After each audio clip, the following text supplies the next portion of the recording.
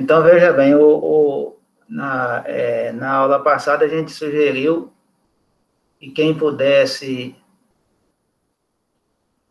fazer uma entrevista, que fizesse, né? Eu achei que mais gente ia fazer, mas infelizmente só foi 3, né? Não sei se foi o medo do Covid ou foi comodismo mesmo, né? Quem está nessa cidade pequena é mais fácil fazer uma entrevista. Mas o que ocorreu também é o seguinte, eu estava contando que eu tinha pedido vocês para me mandar até na quarta-feira de manhã as entrevistas codificadas, né? E esqueci de entrar num detalhe, que eu queria nesse formato aqui, ó, já preenchido aqui. O pessoal me mandou aqui no formato do questionário, ó, no caso aqui o Alisson, codificou, mas esse questionário chegou para mim agora, depois de 11 horas da manhã. O pessoal parece que não tinha o meu e-mail, devia ter arrumado de alguma outra forma. Aí não deu tempo, né? 11 horas eu encerrei minhas atividades aqui na internet. Ainda até respondi o Geraldo depois de 11. E aí não deu tempo de compilar esses dados todos, que são muitas informações. Aí não vou aproveitar o dado de vocês. Mas gostaria aí de quem fez entrevista, antes de eu começar a aula, falar como é que foi a entrevista para a gente aí. O Alisson está presente? Tô sim, professor, tô aqui. Você fez a entrevista aonde? Como é que foi a sua entrevista? O que é que você achou? Bom, professor, eu tô em Patos. E aí, como eu já sei basicamente, né, todas essas a resposta para todas essas perguntas aí, então eu fui fazendo e inserindo o código, né, em cada uma delas.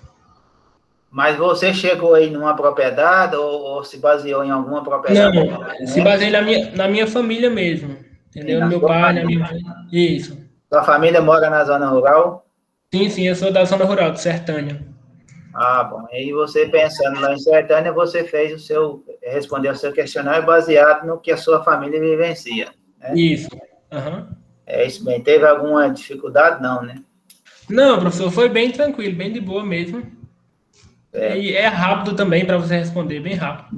no caso aí você respondeu baseado na sua família, fica mais fácil, né? Isso. E a Larissa está presente aí? Tô sim, professor. Você fez sua entrevista aonde? Como é que foi?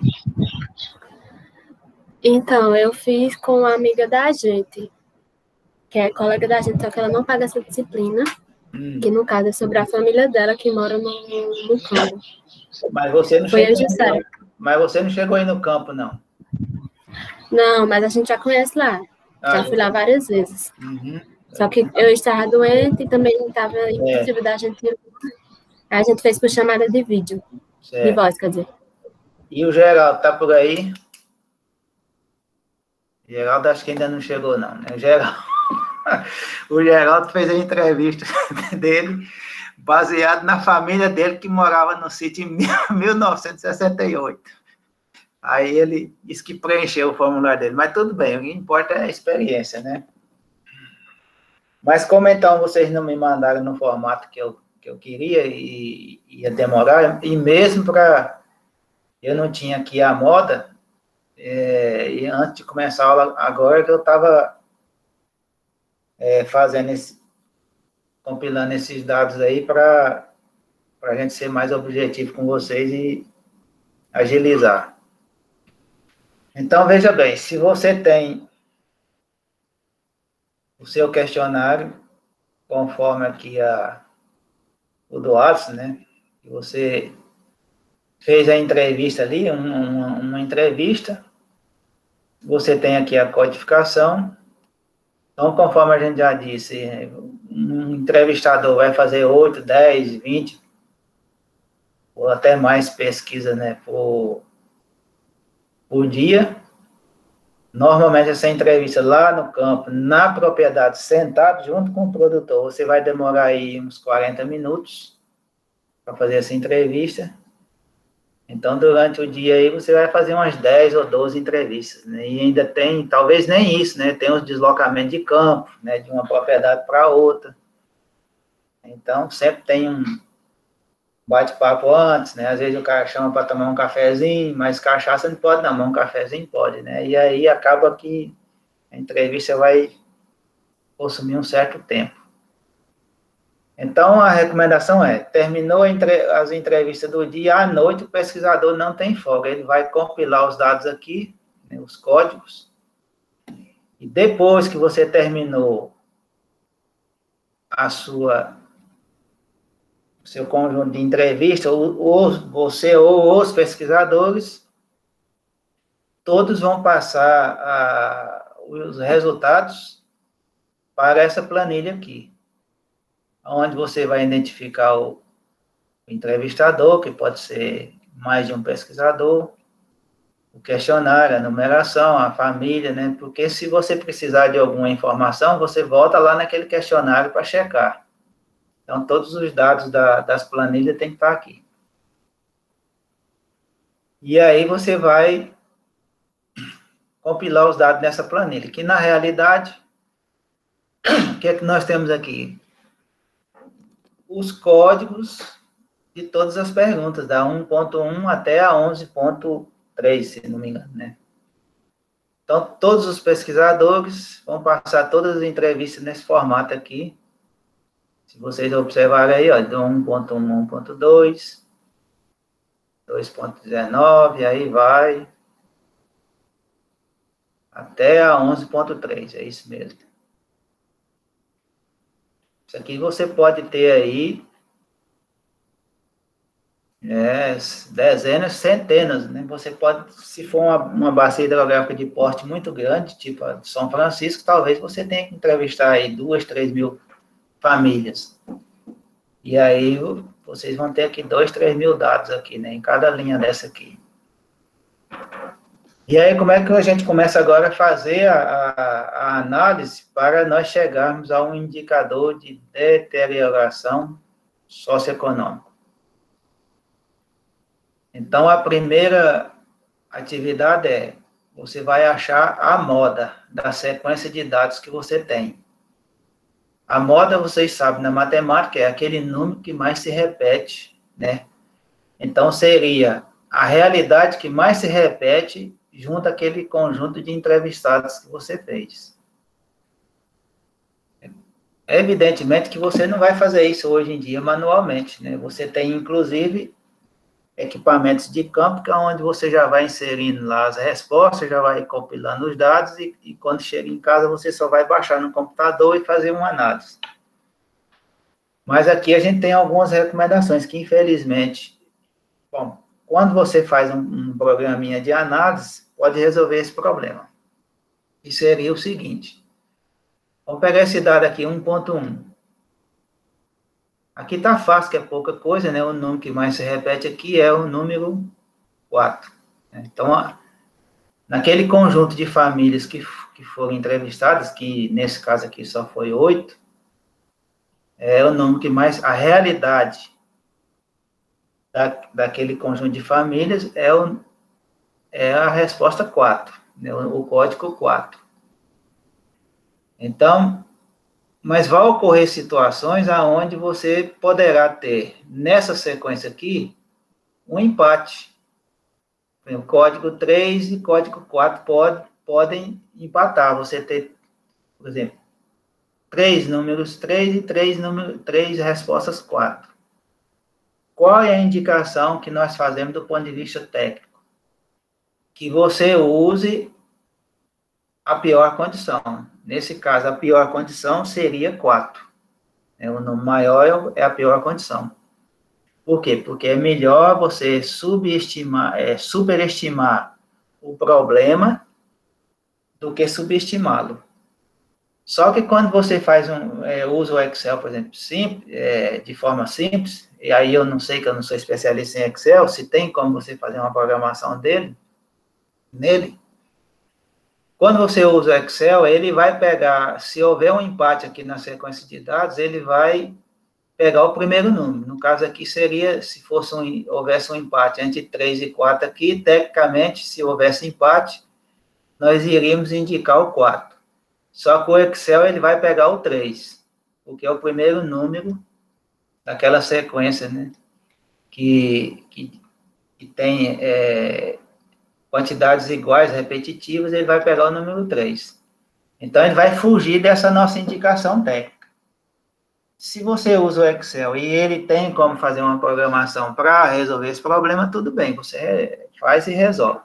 Se não, você pode usar algum outro tipo de software de análise para tirar a moda e você faz a programaçãozinha para que numa situação dessa você faça a opção pelo número maior.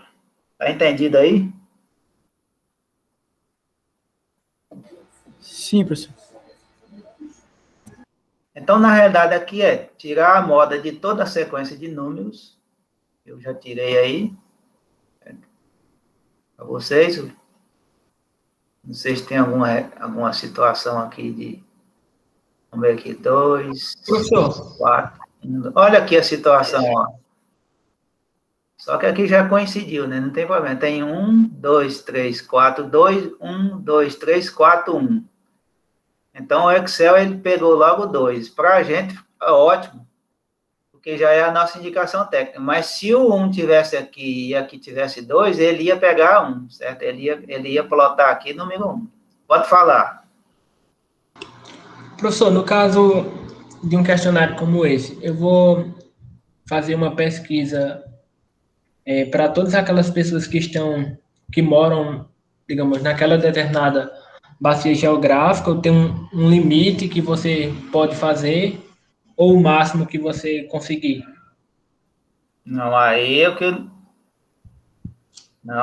que nós falamos, aí você já esqueceu. Vamos voltar aqui. Vamos voltar aqui um pouquinho aqui.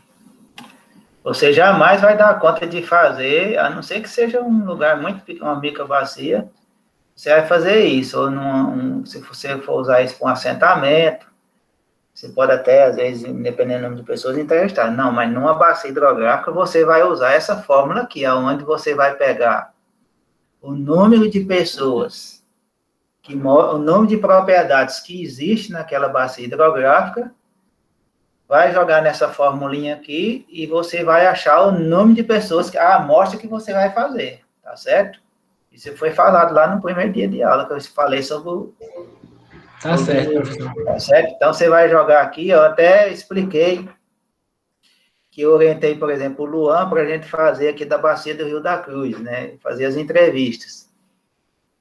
E a bacia hidrográfica, você lembra que eu expliquei? A bacia, não sei se você estava na aula, a bacia hidrográfica, ela não... Como é que você vai saber o número de propriedades que tem na bacia hidrográfica? Você pode ir pelo site do IBGE, usando os dados dos municípios, e também você pode ir em alguma instituição, Ministério do Desenvolvimento Agrário, ou uma Emater da vida que atua na região, e pode ser que tenha compilação dos dados. Hoje está mais fácil porque existe o CAR, né? Então, se naquela bacia hidrográfica foi feito o CAR de todos os proprietários, você já sabe, de todas as propriedades, você já sabe quantas propriedades tem. Aí fica muito fácil. Aí é só você jogar aqui na fórmula e você vai achar a amostragem que você vai fazer. Aí, evidentemente, que você tem que fazer aquelas entrevistas de forma aleatória, de forma que você abranja toda a bacia hidrográfica. Não pode ser tendencioso. E aí, se você não, através do CAR, seria muito mais fácil. Se você não tem a bacia hidrográfica, aí você tem que ir pelos municípios, ver o número de propriedades rurais que tem em cada município, fazer uma continha lá de você fazer uma proporção da área do município e determinou o número total de entrevistados. Aí você vai determinar para cada município o número de entrevistas que você vai fazer. Aí você tem que usar aí algumas proporções. Se você estiver interessado mais no assunto, é só ler a monografia do Luan que vai ver como foi que nós fizemos, que eu já até expliquei na sala de aula aqui. E qualquer coisa pode entrar em contato comigo também, que a gente mostra como a gente fez o cálculo aí para a bacia do Rio da Cruz. Tá ok? Tá certo, professor. Então vamos voltar lá.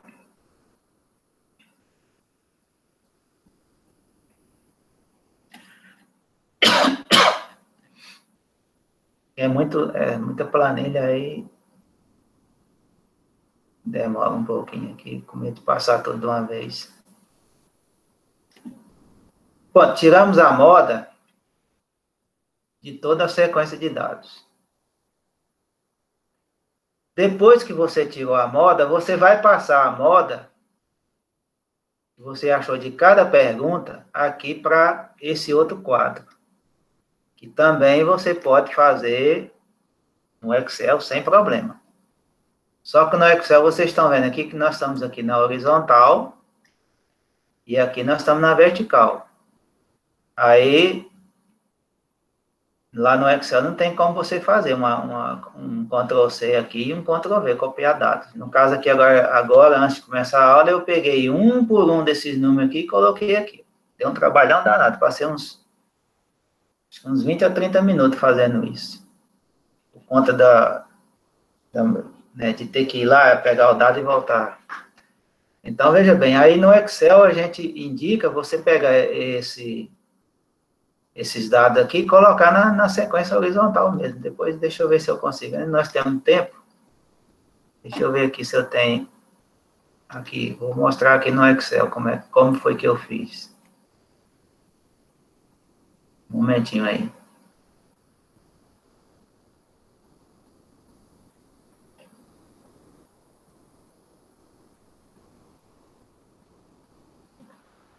Meu computador está muito lento, muita coisa.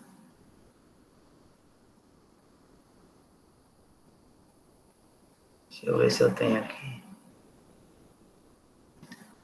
Parece que não tem.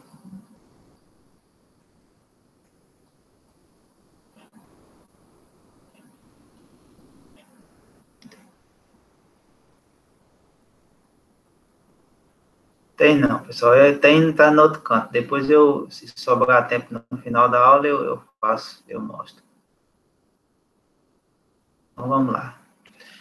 Então, na realidade, você vai passar a moda, né, que cada pergunta daquela que você fez, ó, da 1.1 até a 11.3, e vai anotar aqui o número que você encontrou, a moda, de cada, né, de cada pergunta que você fez. E aqui nós temos os valores mínimos e máximos. Então, na sua planilha lá, nas suas opções de código, para cada pergunta você tem um mínimo, que seria 1, situação 1, a melhor confortável, a mais confortável, e a situação pior, que aí vai variar muito, né? De 5, aqui no caso é 9, você tinha lá o total geral de pessoas na propriedade, você tinha até variando de 1 a 12, o código. Não tem problema. Então, da pergunta 1.1 até a pergunta 5.3, está relacionado às questões sociais. Você vê que todas as perguntas, se você for analisar, ela está relacionada à questão social. Então, a gente vai dividir aí em social, tecnológico e econômico. Então, essas perguntas, esse conjunto de perguntas, todos até agora, aqui, está relacionado à natureza social. Aí, no caso, nós vamos fazer o somatório da moda, que no caso aqui deu 133. Também vamos ter o somatório de mínimos e o somatório de máximos. Então, se todas as perguntas lá, a resposta fosse 1, o resultado nosso aqui seria 51. Aqui. Se todas as respostas lá fossem o código máximo, você teria no máximo aqui nessa coluna aqui, o nome 287.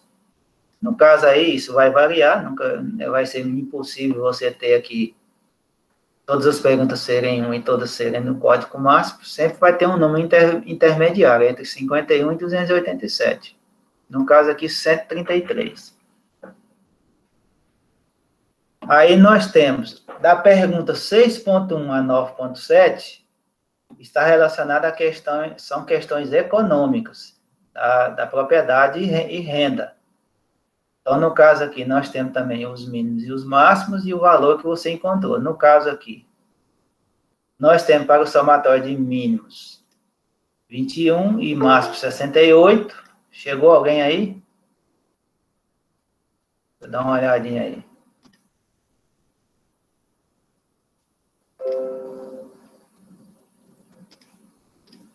Então, veja bem. Então, na questão econômica, você vai ter um valor entre 21 e 68. No caso aqui, a gente achou 57.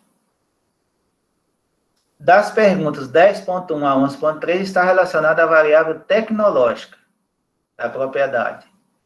É um nível de tecnologia, de conhecimento que aquele proprietário ele tem e ele usa na propriedade dele. No caso, os mínimos vai variar de 17 a 52, e você vai ter que encontrar um valor intermediário. No caso aqui, nós encontramos o 48.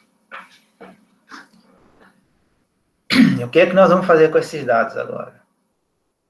Nós vamos agora avaliar o grau de deterioração socioeconômica. Esse grau de deterioração socioeconômica, que vai me dar a unidade crítica de deterioração socioeconômica, é dividido nas 3 deteriorações: a social, a econômica e a tecnológica. Então, para cada uma aqui, nós vamos analisar o grau de deterioração. Aí, para isso, nós temos uma equação. Essa equação é a equação da reta, aonde vamos trabalhar esses dados aqui, mínimos e máximos, e esse que você encontrou, para chegar ao valor. Como que eu monto essa equação aqui? Aqui é que eu vou dizer a vocês, quando eu disse que lá no sistema de codificação vocês podem alterar, variar, mudar os dados lá, inclusive aumentar número de código ou suprimir, na hora de confeccionar aqui a equação é que vocês têm que fazer a alteração. No caso, se você for sair, formou aqui, pareceu uma oportunidade de você aplicar uma metodologia dessa para você fazer algum trabalho. Se você for usar a planilha do jeito que está aí, a equação ela já está aqui, você não tem que mexer em nada nela. Mas vamos imaginar que você mexe em alguma coisa, aí você vai ter que refazer o cálculo da equação. Então, como é feito o cálculo da equação? Muito simples, matemática básica, acho que lá de 8ª série. Se não me engano, nem estou lembrado, já tem muitos anos. Então, a deterioração social, no caso aqui, e isso vai se repetir para os outros, ela vai variar de 0 a 100. Então, vamos ver, se todos os valores, se todas as respostas lá que vocês encontraram ao somar aqui, o valor encontrado 10.287, nós teríamos o quê? Uma deterioração social daquela conjunto de famílias daquela bacia hidrográfica, o quê? Totalmente 100% deteriorada. E se todas as respostas lá fossem a 1, que é a melhor situação, nós teríamos o quê? 0% de deterioração. Então, como que nós vamos chegar na equação? A equação é a equação da reta, ax mais b igual a 100. Então, nós temos aqui ax mais b igual a 0. Sendo x um valor mínimo de 51, né, que é o seu valor mínimo que você consegue chegar lá. E ax' mais b' igual a 100, e seria a deterioração máxima de 100 que você iria encontrar para um valor máximo de 287. Então, resolvendo a equação de forma detalhada, nós temos aqui que A vezes 51 mais B igual a 0, e A vezes 287 mais B igual a 100. É só substituir aqui os números. Então, A vezes 51 mais B igual a 0, você vai multiplicar por menos 1, e A vezes 287 mais B igual a 100, mantém. Então, menos A, 51, menos B, igual a menos B, igual a menos 0. Então, A, 287 mais B, igual a 100. Você fazendo substituição, vamos lá, 236, vamos achar o A, igual a 100. Então, o seu A, no caso aí, vai ser 0,4237. Ao substituir o seu A na equação, você já tem o seu A, você vai chegar no seu B, que é menos 21,6053. Então, a sua equação será y igual a 0,4237, que é o seu A, vezes o x, que é o x? O x é o valor que você encontrou. No nosso caso aqui, para a variável social, qual é o número? Hein? 133.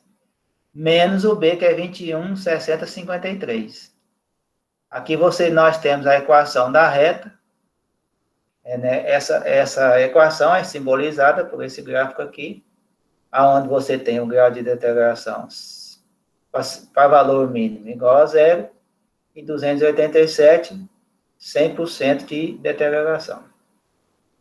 Então, como nós encontramos aqui 133, nós vamos colocar aqui o 0,4237 vezes 133 menos 21,6053. Faça a continha aí e me passa para cá para mim, por favor. Vocês pelo menos podem sair do sono aí, depois do almoço. Eu acordei agora, viu, professor? Eu estou vendo que você chegou atrasado, vou dar um puxão de orelha, viu? O negócio é, se eu tiver sonâmbulo ainda, eu posso devolver esse puxão de orelha. Rapaz, já paguei mesmo, mas estou por aqui de volta. Bom, você perdeu o início da aula, depois você assiste a gravação para você, certo? Tá bom? Isso, tá certo, tá ótimo. Pessoal, alguém fez a conta aí, por favor? Professor, dá 34,75. 34,75. O que é o 34,75? É o grau de deterioração social daquele conjunto de famílias que foi entrevistado naquela bacia hidrográfica. No caso aqui, nós só fizemos, né, isso aí foi um exercício que o pessoal fez no campo, só foi entrevistado 8 pessoas. Então, mas poderia ser 2, 3 mil pessoas, né? Então, para a variável econômica, para chegar na equação, é a mesma história, só que a equação já mudou, porque os dados são outros, né? Os mínimos e os máximos são 21 e 68. A forma de você montar a equação é a mesma coisa, só que aqui você tem outra equação. Então, aí aplica agora o 57 nessa equação aí. Alguém faça a conta aí, por gentileza.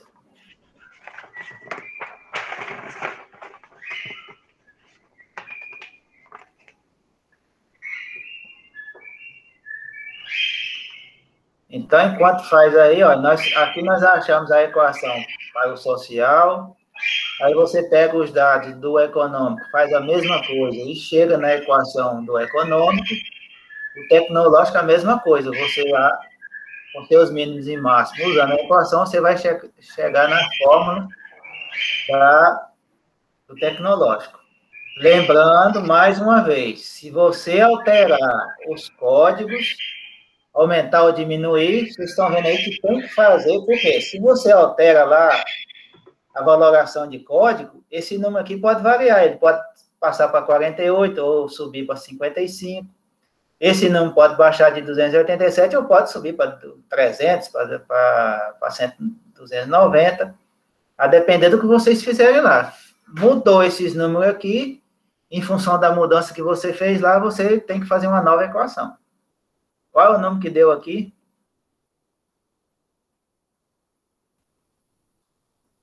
Substituiu 57, que foi o valor encontrado para deterioração econômica, aqui nessa equação.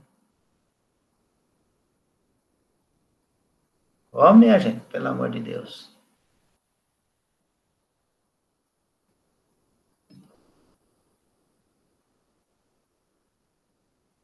Alguém fez a conta aí?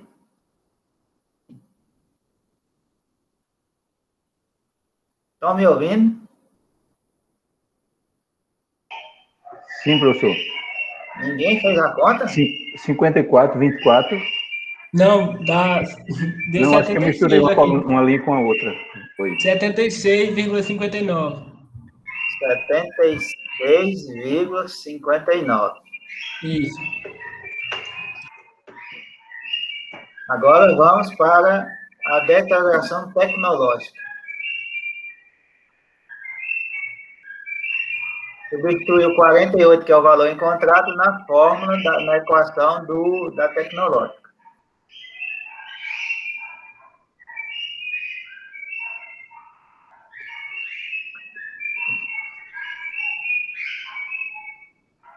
Estou achando que o Geraldo... 88. Quanto? 88,57. Quando vocês estão vendo aqui, para essa região onde foi feitas as entrevistas, vocês estão vendo que, em termos sociais, nós estamos, em relação aos outros dois, nós temos a ter um grau de deterioração muito menor, né? Ou seja, o número que nós temos que chegar, num caso de melhoria, né, ao longo dos anos, é próximo de 10%. É evidente que lá no conjunto de variáveis lá que você analisa o social, tem muita coisa que você não pode mudar, né? Por exemplo, onde o cara nasceu, e algumas questões que já passou, mas o que é possível você atuar, aí você vai atuar, né, em termos sociais. Por exemplo, melhorar a alimentação dele já vai ajudar na diminuição desse valor aqui. E, no caso, nós temos aqui um problema de todas as entrevistas que eu já fiz nas aulas aí, que faz muitos anos que a gente fazia isso, mais ou menos os dados vão se equiparar a esses dados que vocês vão ver aqui hoje. Você vê que nós fizemos aqui esse aí é resultado só de 8 pesquisas, 8 entrevistas, mas eu vou dizer a vocês que mesmo trabalhando com turmas maiores e fazendo aí 40, 50 perguntas, questionários, né, quando tinha uma turma grande, eu distribuía o pessoal aí de carro, cada aluno fazia 2, 3 entrevistas, então a gente tinha sempre 40, 50, 60 entrevistas, fazendo. Os números não variam muito desses que vocês estão aqui, desses que estão aí, só de 8 não, viu? Então, isso aqui é para a região de Patos, certo?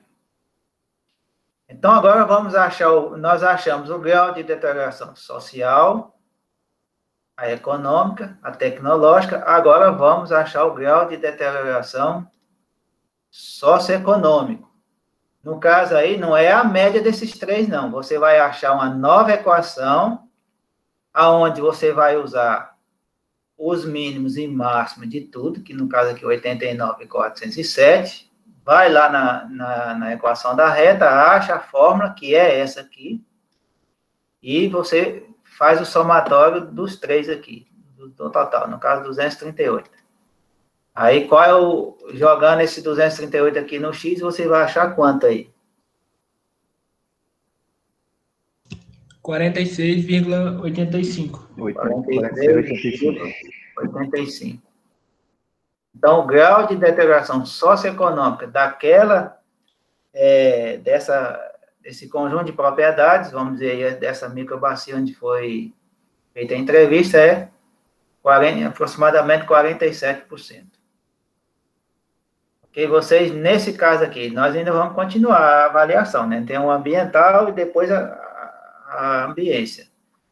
Eu queria chamar a atenção para vocês aqui o seguinte: nós vamos chegar depois num índice que é o grau de deterioração da ambiência da microbacia ou do conjunto de microbacias, que vai ser o somatório. Nós vamos chegar lá, mas só adiantando, vai ser o somatório do diagnóstico físico-conservacionista, mais o socioeconômico, mais o ambiental. Aí você divide por 3 e você chega num índice final. E aí, você tem o grau de deterioração. Sabemos que vai ter que implementar uma série de ações ao longo dos anos para melhorar as condições daquela bacia hidrográfica, daquele conjunto de subbacias hidrográficas ou de microbacias hidrográficas, no sentido de aproximar os indicadores de 10. E aí, como priorizar? Então, essa metodologia, ela permite a priorização a partir do momento seguinte, que você tem aqui um grau de deterioração socioeconômica de 47%, então você vai o quê? Fazer rastreabilidade. O que que está... quais os indicadores aqui que compõem esse indicador sintetizado? A tecnológico, o econômico e o social. Desses aí, qual é o que está mais dando problema? Prioridade tecnológico, depois econômico e social. Então, se você fosse priorizar o conjunto de ações, você iria começar, né, priorizando aqui pelo tecnológico, que certamente vai impactar nas questões econômicas. Então, se você melhora o grau de tecnologia da propriedade, você vai melhorar automaticamente, ao longo do tempo, a possibilidade de você melhorar a questão econômica. E lá no econômico também, você vai começar também a tomar suas atitudes. E agora, como que a gente faz a rastreabilidade? Dentro da variabilidade dos parâmetros que compõem o grau de deterioração tecnológica, quais deles são os que estão em piores condições? Aí você vai voltar aqui, no caso da sua planilha aqui, você tem um conjunto aqui de dados, de 12 dados, de 13 dados, né? Aonde você vai ver o que é que tem aqui máximo.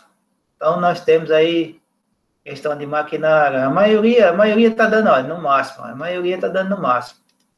Então, é atuar onde você tem maiores, onde esse número, esse valor encontrado se aproxima do valor máximo. Então, é aquilo que você vai priorizar. E aqui também a mesma coisa. Então, a metodologia permite que você, a partir de um índice que nós vamos ter o final lá da deterioração da ambiência, vir fazendo rastreabilidade, que é isso que eu estou mostrando a vocês, e checando aonde, como diz na linguagem do jovem, onde o bicho está pegando.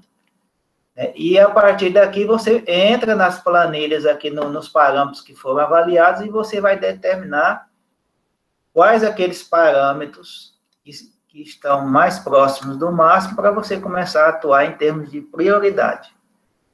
É evidente que também você poderá, às vezes, um conjunto de números aqui que deu, no caso aqui, quase tudo deu o máximo, você, na sua equipe de trabalho de recuperação, que está querendo promover a melhoria da bacia ao longo do tempo, a equipe técnica vai definir, né, nesses parâmetros aqui, quais aqueles que trariam maior impacto para a melhoria das questões tecnológicas das propriedades. Aí você, né, a equipe técnica queria definir quais dos parâmetros aqui que seriam os prioritários. Parece que alguém queria falar alguma coisa aí. Professor, essa deterioração tecnológica pode estar relacionada também ao acesso à informação dessas pessoas também, né?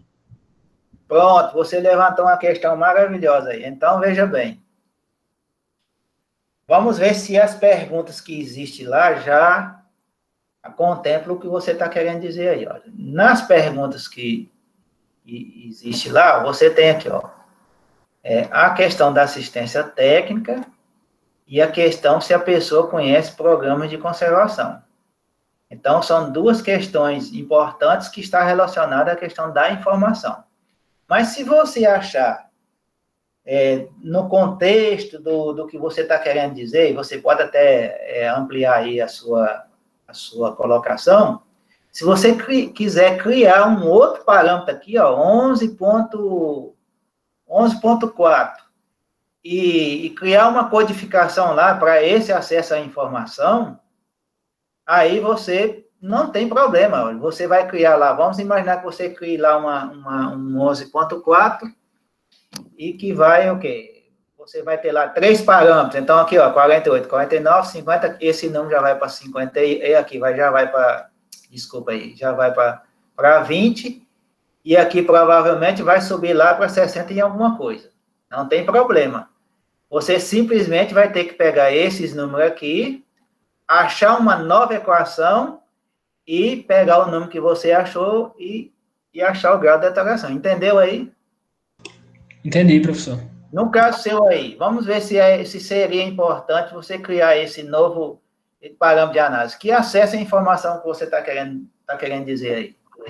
Eu falo assim em relação a capacitações, a cursos, né? Muitas vezes pela falta de conhecimento, então aí você não tem a vontade de ter alguma ferramenta tecnológica assim. Então, nesse sentido aí, você já tem 2 perguntas aqui que abordam essa temática aí, ó. Então, por exemplo, um dos acréscimos poderia ser a questão do acesso à internet, por exemplo.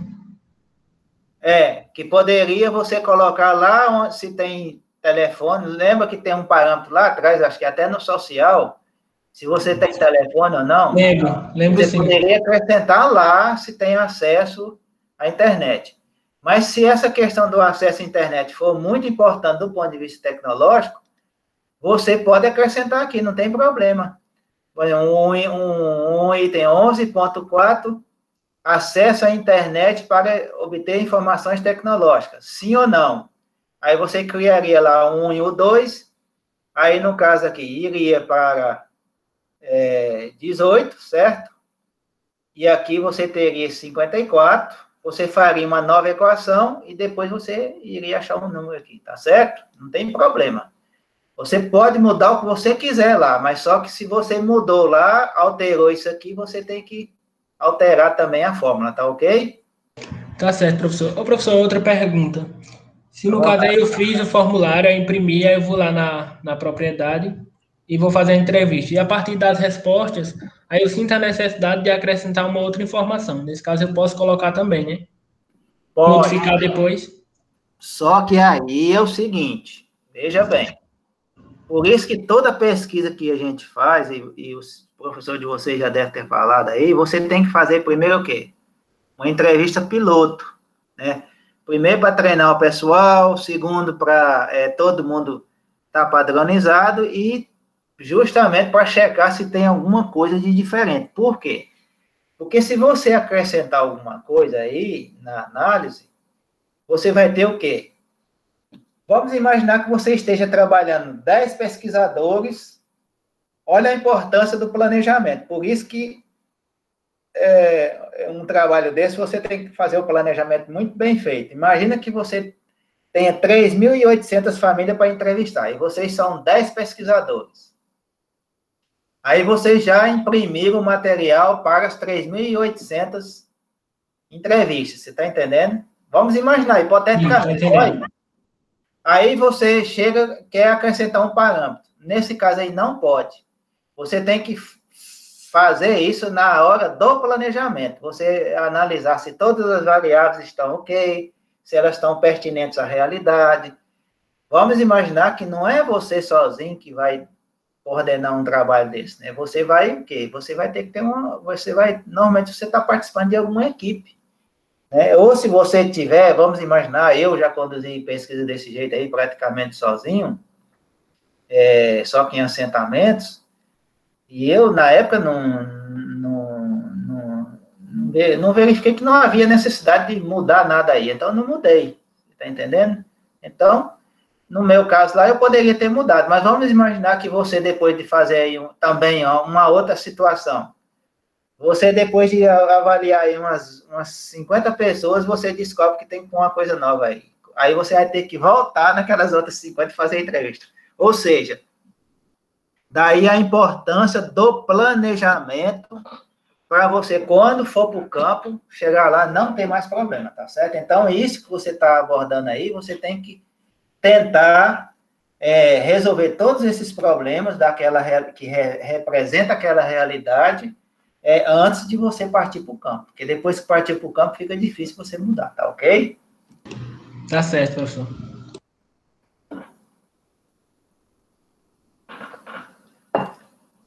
Então, vamos agora para o diagnóstico ambiental. Esse é muito simples, né? Só são 20 perguntas, você tem 21 aqui. No caso, o pessoal acrescentou mais alguma coisa lá quando fez a entrevista. A moda, o sistema é o mesmo. No caso aqui, nós encontramos 23, que vai o mínimo 21, o máximo 42. A fórmula para a obtenção da fórmula é a mesma coisa, só que a fórmula aqui já é outra, a fórmula do ambiental.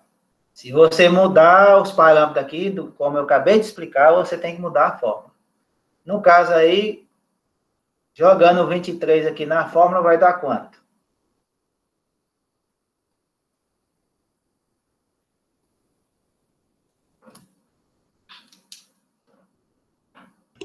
(9,52). Deixa eu só pegar aqui um valor aqui.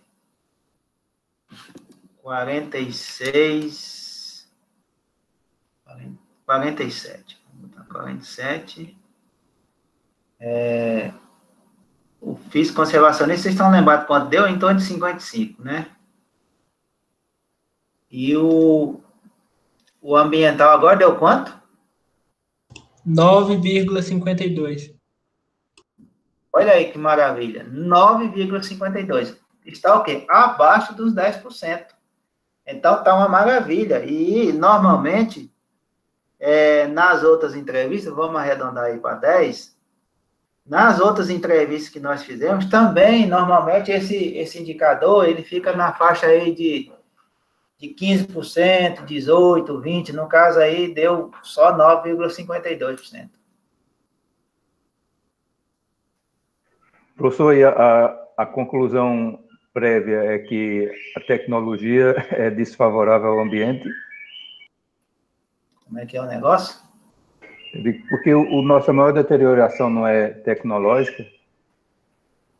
Sim, vamos aqui. E a mais significativa, então, e a menos impactante é a ambiental. O que é que nós queremos mudar? Nós queremos transformar esse indicador aqui, trabalhar na bacia hidrográfica no sentido que ele se aproxime o quê? De 10%, né? Então, se você implementou uma série de medidas lá, aí passou 5 anos, foi lá, analisou, isso aqui caiu para 45%. Significa o seguinte, que melhorou o que você fez. Agora, esse melhorou, esse de 46,85 para 45%. Valeu a pena os esforços que nós fizemos? Sim ou não? Aí a equipe técnica que vai avaliar. Mas a questão, voltando aí, tentando responder sua pergunta, o que nós queremos? Nós queremos melhorar esses parâmetros aqui. Então, vamos imaginar que é uma microbacia hidrográfica que tem muitas propriedades muito pequenininhas. É possível mexer nisso aqui? Talvez não. Certo? Porque você vai acabar criando o quê? Agregar... vamos imaginar uma situação hipotética de você criar um latifúndio aí, né? Um exemplo. Talvez não poderia, mas tipo de posse. Vamos imaginar que a maioria daquelas pessoas que tem ali não tem a posse da terra. Vamos imaginar que são pessoas que estão numa situação que não tem a escritura da terra. Então, vamos melhorar a posse da terra. É uma ação. Aplicação de biocidas. Vamos imaginar que vocês lá aplicam se aplica muita inseticida, tem muito problema, mas você passa a usar orgânico, aí vai melhorar. Adubação. Você viu lá que os parâmetros orgânico é o melhor, então vamos passar, a maioria vai usar adubo orgânico, vai diminuindo esse valor aqui. Tipo de tração usada. Aí também tem aquela história, né, que nós falamos, se for um lugar muito inclinado, você não pode pôr maquinário, tem que ser braçal ou animal. Será que vale a pena mudar essa realidade? Hoje já tem máquina para trabalhar em declividades maiores, né, em propriedades pequenas. Uso do solo, o que é que você vai fazer para melhorar o solo? As práticas de conservação. Se tem o conflito, né, lá, a área que deveria estar florestada e não está, você vai fazer o reflorestamento ou a recuperação, a restauração. E assim vai, né? Você vai tentar melhorar esses parâmetros aqui, são inclusos, né, nas variáveis tecnológicas, e aí você vai o quê? Tentar baixar isso aqui. Tá ok, Geraldo? Ok, professor. Não, eu disse só como uma brincadeira, porque a deterioração, essa última que a gente fez foi a tecnológica, o ambiente, né? O ambiente está realmente maravilhoso, né? Tá. Enquanto que o homem do ambiente, ou a pessoa que está lá, tá ruim. Uhum. Então, eu quis chamar a atenção para isso. O camarada está ruim, mas o ambiente está bom. Então, nos lugares onde o ambiente esteja ruim, será que o pessoal está bom? Então, é porque ele se desenvolve deteriorando o ambiente? Era isso que eu queria dizer. É isso, daqui a pouco nós vamos começar a falar daqui para encerrar aqui a análise final disso aqui. Vamos aqui, a nossa situação aqui. Eu acho que foi 55,4, mais 55.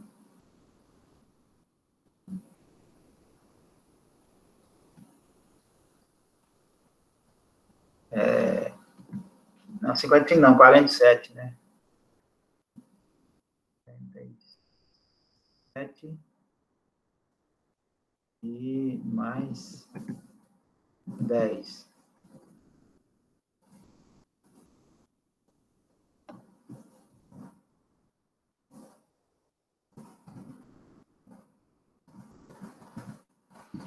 E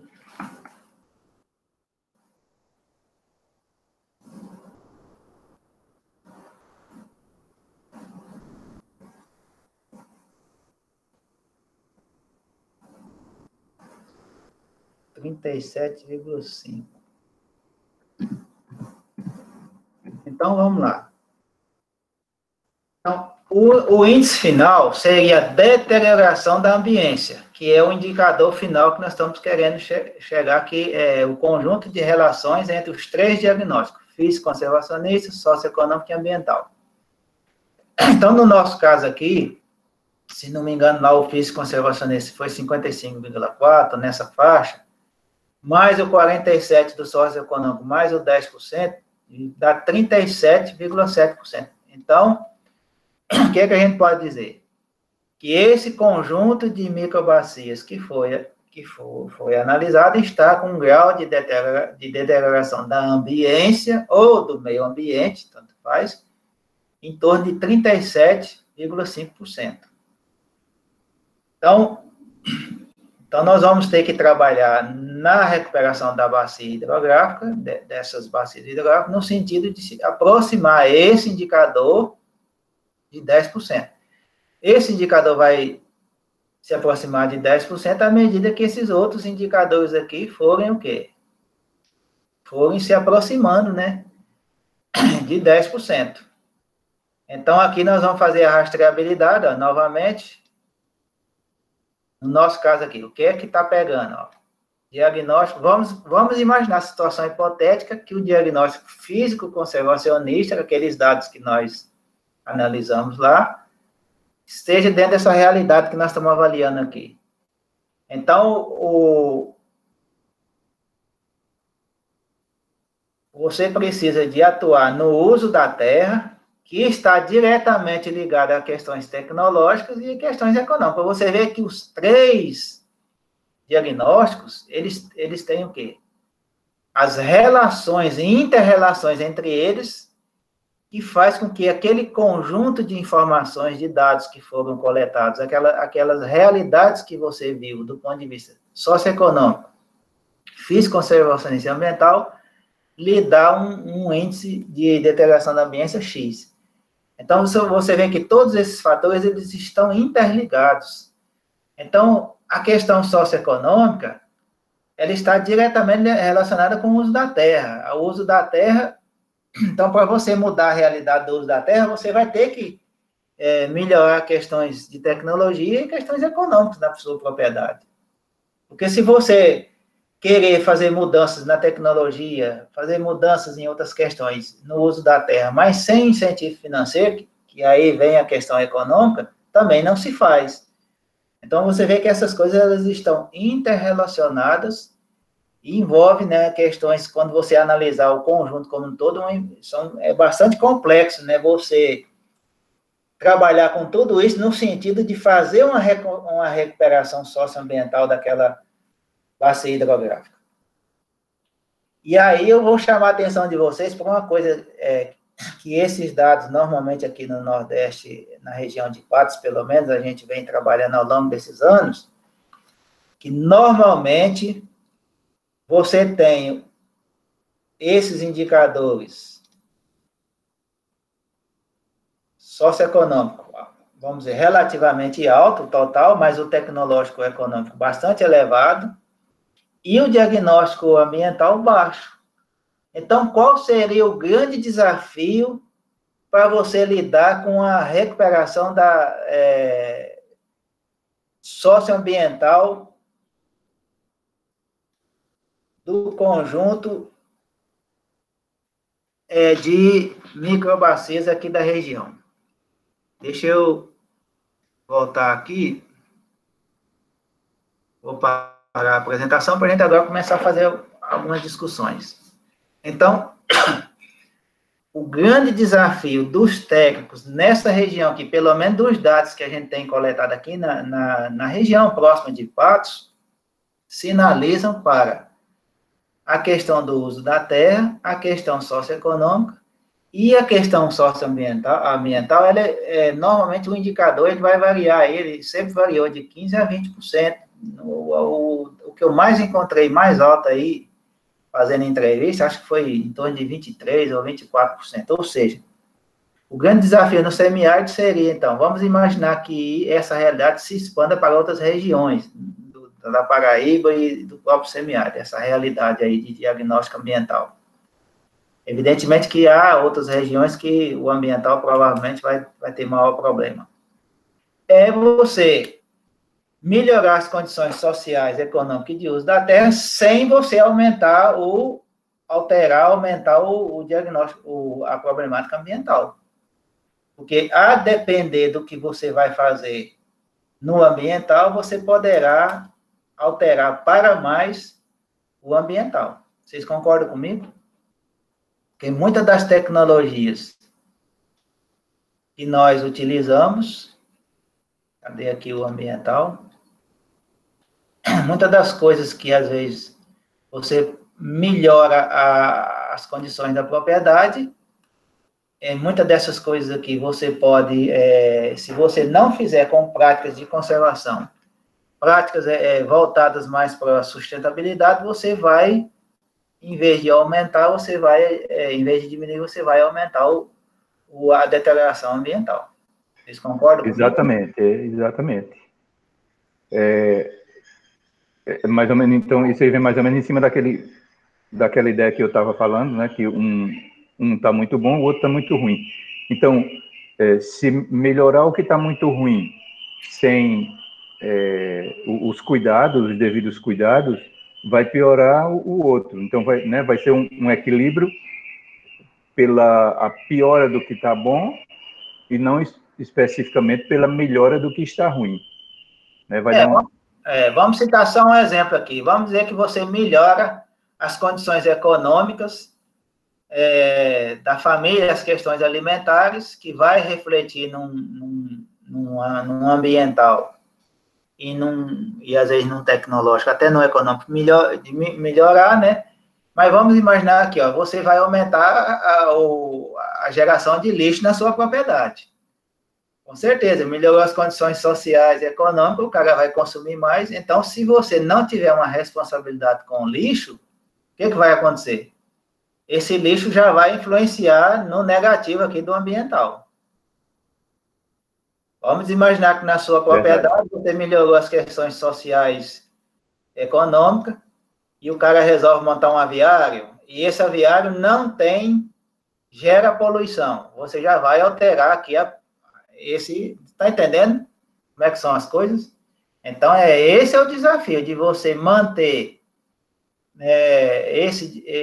essa deterioração ambiental baixa, como parece que, pelo menos na microrregião de Patos, ocorre isso, e melhorar as outras condições.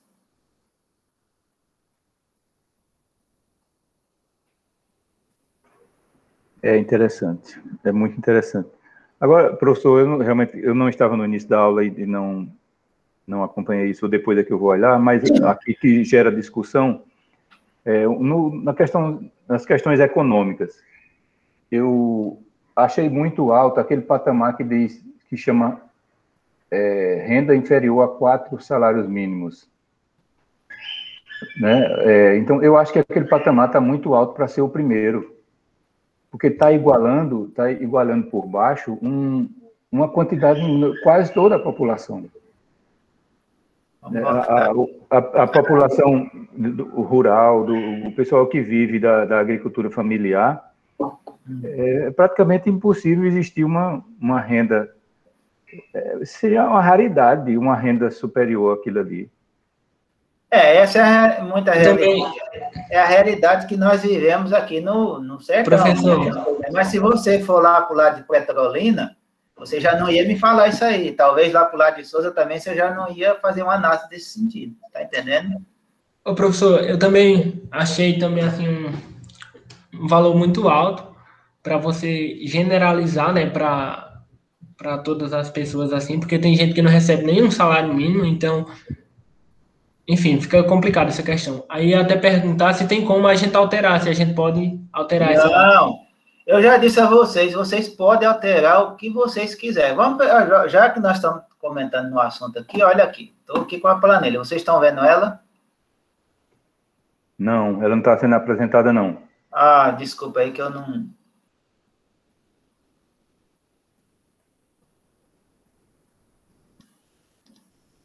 É porque eu achava com a planilha aí. Vamos lá. Nós estamos com ela aqui. Vamos imaginar o seguinte, vamos pegar aqui, vamos fazer uma análise aqui a respeito disso que vocês estão acabando de falar. Veja bem,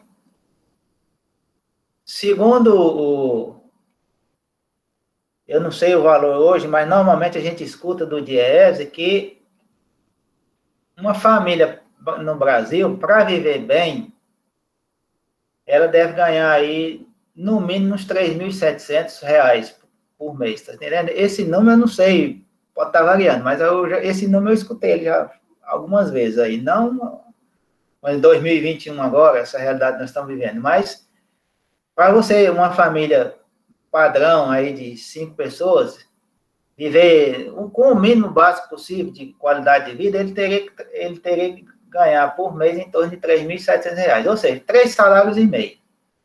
Então, baseado nessa informação, e aí, se você hoje fosse partir para o campo, fazer uma pesquisa dessa, talvez você poderia atualizar esse dado que eu estou falando para vocês e desenvolver aqui a planilha aqui, as opções, em função disso aí, tá certo? Então, vocês também analisar a realidade da renda rural, se na zona rural, essa renda compatível aí de R$3.700, que o DIEESE fala, né? Eu estou dizendo a vocês que podem alterar, se ela poderia, na zona rural, também é realidade para eles, e você poderia alterar aqui, sem problema nenhum, vocês podem alterar isso aqui, certo? Agora, desde o quê?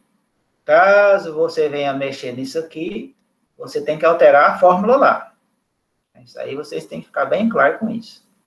Isso aqui vocês podem analisar. Agora, você tem que fazer mudança aqui, não da cabeça de vocês, mas baseado em justificativa técnica. E eu estou dando uma técnica para vocês, que é procurar no DIEESE saber qual é o valor mínimo que uma família padrão brasileira aí de 5 pessoas precisa para ter uma vida, vamos dizer, uma condição digna básica, né?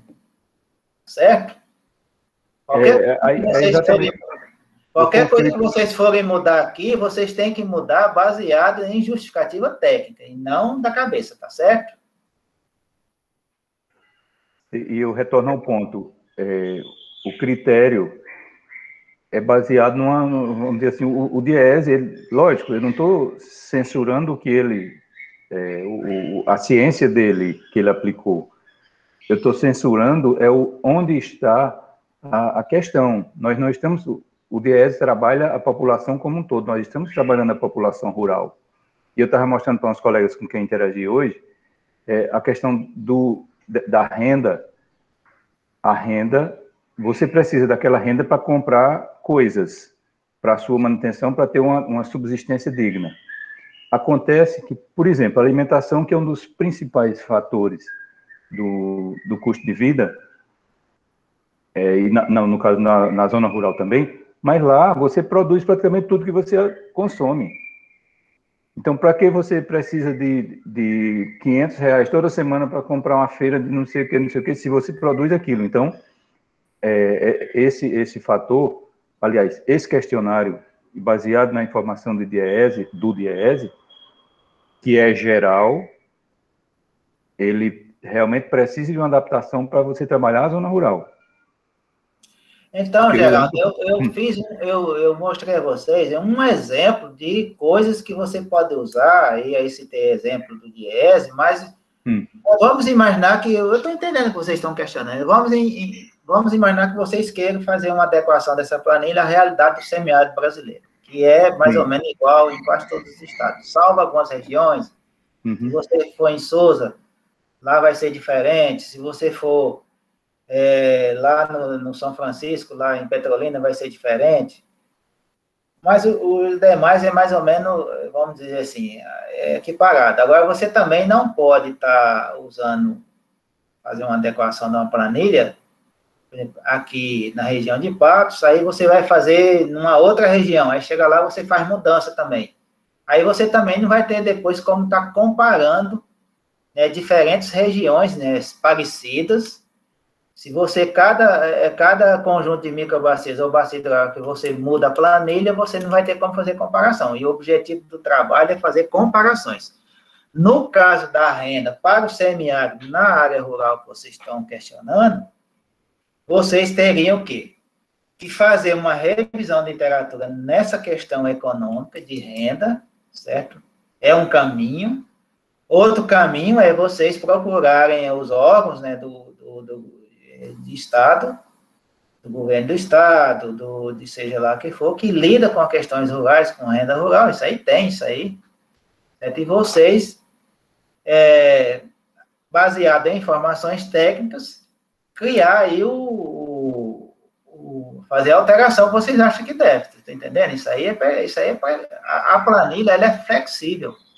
Agora você tem que tomar cuidado de fazer mudanças baseadas em decisões em dados técnicos, e que se você estiver trabalhando com regiões similares, não iguais, mas similares, que não existe nada igual, que mantenha o padrão daquela planilha, para você depois poder até comparar uma região com a outra, que se você usa os indicadores num lugar, vamos imaginar, na subbacia do Rio Espinhaga, você vai aí, altera a sua planilha, aí você vai pegar a subbacia lá do Rio Piancó, aí você já vai lá, já muda sua planilha, algumas coisas na sua planilha aí.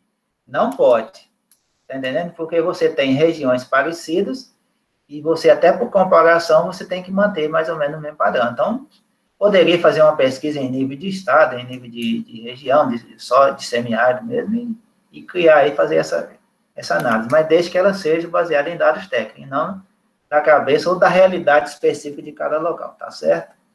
Certo, não, tranquilo. Mas outro ponto,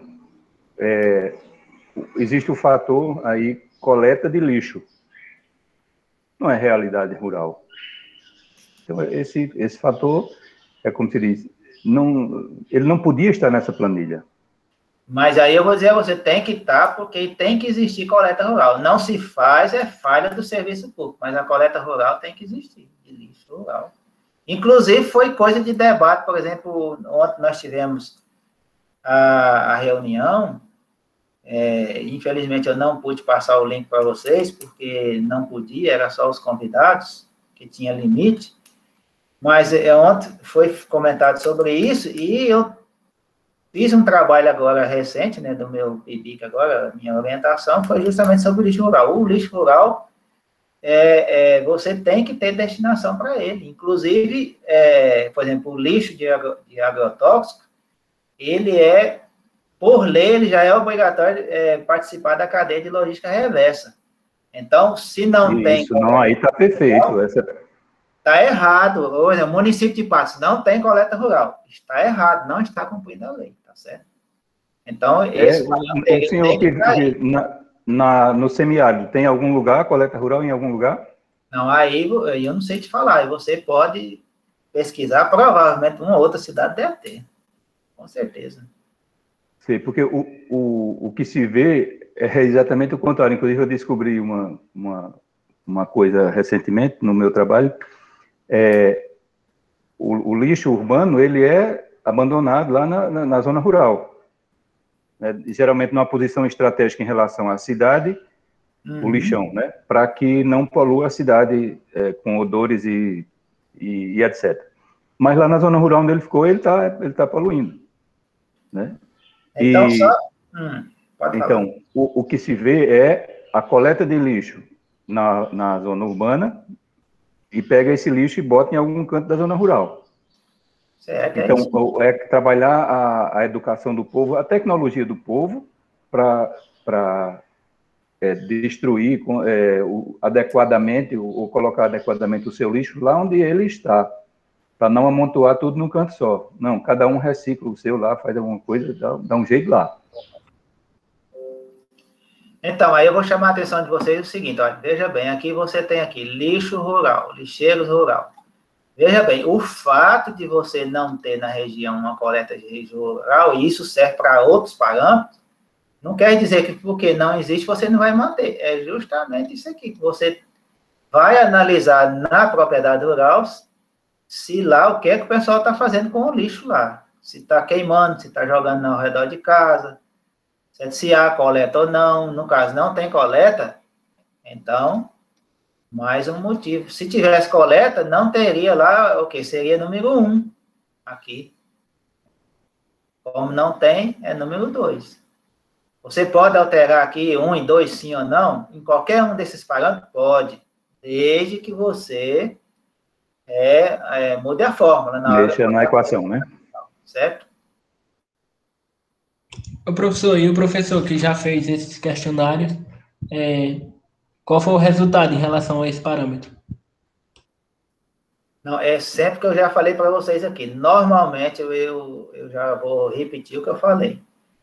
Normalmente, mesmo com pesquisas com mais pessoas, normalmente os diagnósticos, os dados, são muito parecidos com esses aqui, que eu mostrei para vocês.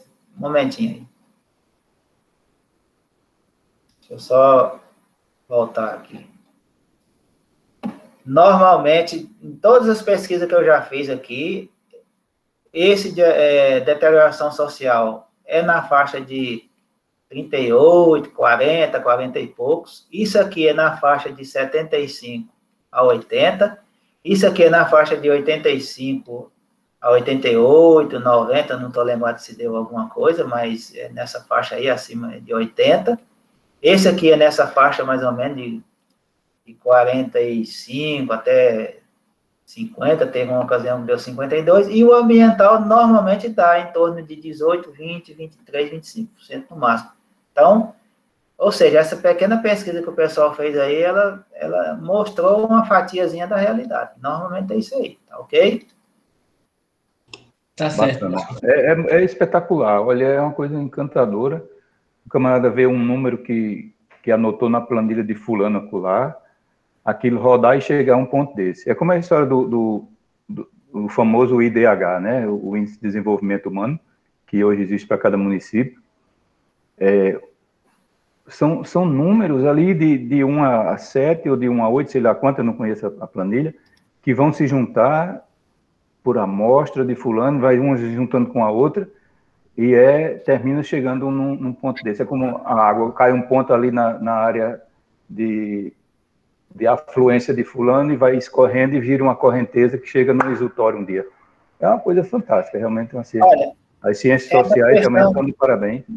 Essa questão de indicadores é uma ciência, certo? E eu, inclusive, tenho um livro lá sobre indicador. O indicador é o seguinte, ele é muito importante porque ele permite que você meça, chega a uma informação sobre a realidade de forma que fica fácil de você entender e à medida que você vai atuando na melhoria, né, você tem como medir.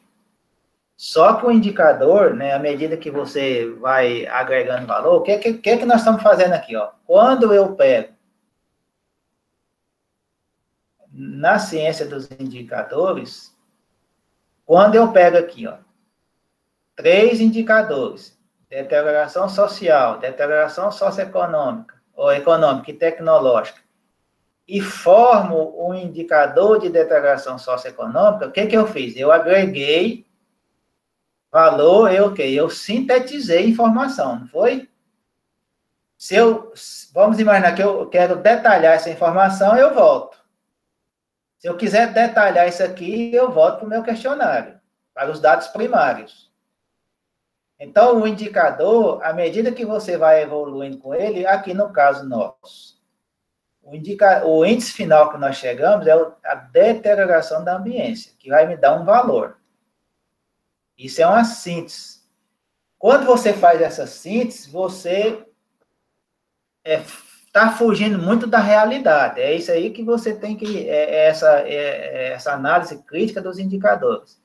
À medida que você agrega valor, você sintetiza, você foge da realidade. Então, aí é o contraponto, né? O lado ruim do indicador você foge da realidade. Mas lhe permite que você meça, né, de uma certa forma, com um certo grau de precisão, um certo grau, né, de precisão, como está aquela realidade. Então, por isso que é importante você fazer a rastreabilidade para você chegar lá nos dados primários e saber onde você vai atuar. Então, a gente tem que tomar o cuidado, por exemplo, qual era o indicador até o ano 2000, 1990 mais ou menos, aí, o indicador dos países em termos de desenvolvimento, que não era desenvolvimento, crescimento, era o PIB. Só que o PIB é um indicador sintético de um mundaréu de informações econômicas que, no final, né, vai lhe dar um número. Esse número, se você tiver uma guerra no país e reconstruir aquele país, o PIB dele vai dar lá em cima. Por quê? Porque você circulou muito dinheiro.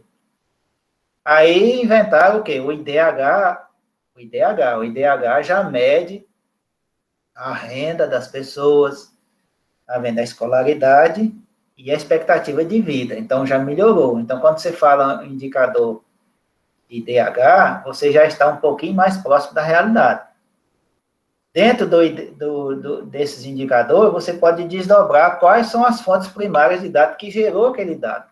Tá entendendo? Então, o indicador ele é bom por um lado, mas também ele é ruim nesse sentido que você está fugindo da realidade, né? Fugindo daquela situação real. Está lá nos dados primários. Tá ok, Geraldo? Ok, professor. É muito bacana. Eu fico realmente, como diz o camarada, de queixo caído com um troço desse. É impressionante. A pessoa vê o círculo que um número desse faz para chegar a apresentar uma realidade dessa forma. É muito interessante. No caso, professor, isso vamos dizer assim, o senhor falou aí da ciência, são as ciências sociais que trabalham isso, ou no caso desse aqui é outro tipo? Como é? Não, é um pouquinho de socioeconomia. Eu tenho um livro lá sobre indicadores, só que voltado para a área mais ambiental, tá certo? Se você quiser uma hora que as coisas normalizar e você quiser dar uma lida com ele, na realidade eu já publiquei trabalho com isso e já estudei um pouco e eu estou em stand-by ainda, não terminei, mas eu tenho eu ainda quero escrever um livro sobre indicadores de qualidade ambiental para pequenas cidades, né? Eu tenho a metodologia já desenvolvida, eu quero aplicar ela e coletar os dados, né? E para você não só apresentar uma metodologia, você apresenta um trabalho científico, né? Mas eu quero, antes de eu me aposentar, eu quero entregar para cidades até 100 mil habitantes um livrinho onde, se o prefeito que ganhou a eleição, ele quiser medir o grau de deterioração socioambiental daquela cidade no início do mandato dele, se ele quiser trabalhar para melhorar aquele indicador, no final do mandato dele, ele vai fazer aquela pesquisa. Ou também, né, pode ser o seu opositor, né, ou pode ser aquela ONG que gosta de estar acompanhando, né, ou a própria Câmara dos vereadores que tem que fiscalizar, né, você tem um número, né, um indicador que diz, olha, fulano, na gestão dele, melhorou. Ou então, fulano, na gestão dele, a qualidade socioambiental da cidade piorou. Eu ainda vou entregar isso aí ainda para a sociedade. Muito bacana. Muito bacana. E com certeza, o perfil de cidades até 100 mil é diferente do perfil de cidades com bem mais população. Não, essa proposta minha até 100 mil é por causa da metodologia, porque na metodologia ela exige que a pesquisa seja feita rua a rua, então ficaria muito inviável você colocar Eu já trabalhei com cidade aí de 87, 90 mil habitantes, já trabalhei com Patos, mas trabalhando com a questão do lixo, percorrendo rua a rua e analisando todos os parâmetros. Então é um trabalho muito grande, muito dispendioso e demora muito. Então, eu vejo que é viável, porque eu já tive a oportunidade de trabalhar sozinho em uma cidade de quase 90 mil habitantes, percorrendo ela diariamente, né, todas as ruas, fazendo a avaliação, né, gastei aí uns 6, 7 meses, e eu sei que é possível, né, uma equipe aí de 4 pessoas fazer um trabalho desse aí em torno de, vamos dizer, um mês, né, você fazer um levantamento desse, né, que seria um prazo razoável, até 3 meses, né, vamos dizer assim. Então, 100 mil habitantes seria o limite por questões físicas, né, não é por questão da metodologia, não, assim, da metodologia, né, por questões físicas, de limite físico, né, das pessoas e de tempo. Beleza. Então, eu vou interromper a gravação agora e a gente vai ainda conversar mais algumas coisinhas, tá certo? Certo.